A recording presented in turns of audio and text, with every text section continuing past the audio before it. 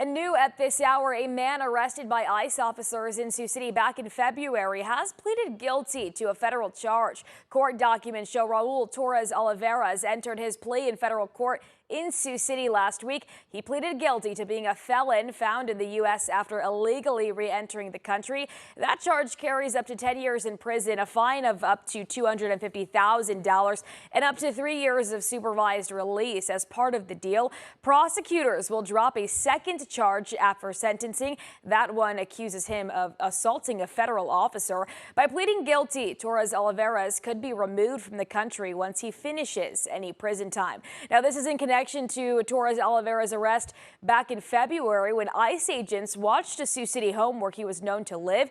After trying to pull him over, federal documents say he did not stop and instead drove his car into the side of an ICE vehicle. Torres Oliveras then ran on foot. Officers caught up to him a short distance away where he resisted being handcuffed. Now, he has been deported 4 times before and was previously convicted of manslaughter in the state of Nebraska.